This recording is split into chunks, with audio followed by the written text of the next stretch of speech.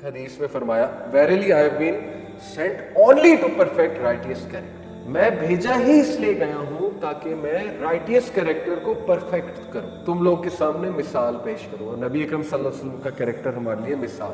Earliest teachings بھی ہم دیکھیں پروفٹ صلی اللہ علیہ وسلم کی تو وہ کریکٹر بلڈنگ کی ہی ٹیچنگز ہیں, لیکن کریکٹر بلڈنگ تھرو دی تقوی آف اللہ. فرق یہ ہے مسلمانوں میں اور ویسٹرن ایتھکس میں, فرق ہی یہاں پر آتا ہے کہ وہ کریکٹر بلڈنگ اپنا جو بھی انہوں نے میکینزم بنایا اس میں ویلیو سسٹم ہے, ریوارڈ سسٹم ہے, ریٹنگ سسٹم ہے, یہ سارے ان کی ایجاد کردہ چیزیں ہیں جس کا فائدہ ہو رہا ہے اور وہاں آپ کو بہت سے اچھے اور صاف نظر آتے ہیں ان میں. لیکن ہمارا جو ہے وہ سٹارٹ ہی تقوی سے ہوتا ہے. لیاقت علی خان نے بھی یہی کہا 1949 میں آبجیکٹیو ریزولوشن کہ کرپشن اس کا واحد حل تقوی ہے, اس کے علاوہ اس کا کوئی اور حل نہیں ہے. ادروائز کیا ہوتا ہے کہ لوگ جو ہے نا وہ جب تقوی ہی نہیں ہے, ایک بندہ اللہ سے نہیں ڈر رہا, تو وہ پھر آرگنائزڈ کرپشن میں لگ جاتا ہے اور وہ چھپ کر کرپشن کرنے لگتے ہیں. جیسے امریکہ ویسٹ میں آرگنائزڈ لیول پہ کرپشن ہوتی ہے کہ پتہ بھی نہیں لگتا لیکن کرپشن ہو رہی ہوتی ہے, اندر کھاتے بہت کچھ ہو رہا ہے کیونکہ اللہ کا ہی نہیں ڈر. The religion it self is entirely good character, religion ہے ہی گڈ کریکٹر.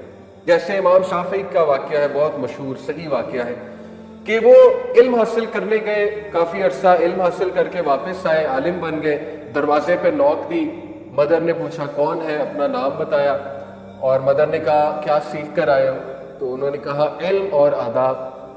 تو مدر غصے ہوئی, کہتی کچھ نہیں سیکھا واپس چلے جاؤ. تو بڑا شوق میں آئے کہ یہ کیا, میری والدہ نے اتنا روڈ بیہیویئر کیوں دکھایا.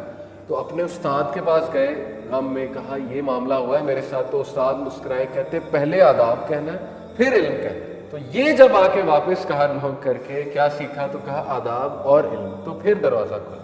یعنی وہ مدرز بھی کس لیول کی ویژنری خواتین تھیں. تو کہا ہاں اب تم نے کچھ سیکھا. تو علم سے پہلے آداب آتے. اگر صرف علم آ گیا تو پھر تو آپ وہ فتویٰ باز بن جائیں گے نا, پھر تو حرام پولیس بن جائیں گے.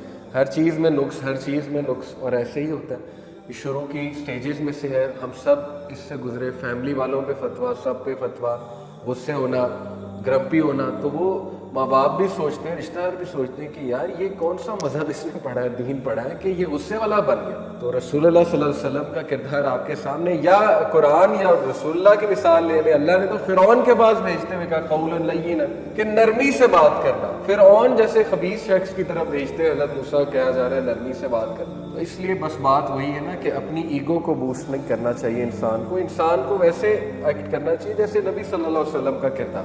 تو ابن القیم نے کہا کہ ریلیجن ہے ہی good character. So whoever surpasses you in character has surpassed you in religion. تو جس کا اخلاق تم سے اچھا ہے وہ تم سے ریلیجن میں آ گیا, سیدھی سی بات. اس لیے میں ہمیشہ یوتھ کو کہتا ہوں کہ اگر آپ نے استاد پکڑنا ہے تو علم تو ضرور دیکھیں لیکن اس کا اخلاق ضرور دیکھیں. میرے لیے سب سے امپورٹنٹ چیز while choosing a teacher is اس کا اخلاق, اس کی نرمی. یہ بہت ضروری, کیونکہ ٹیچر کا رویہ آپ میں آتا ہے, ٹیچر کا مزاج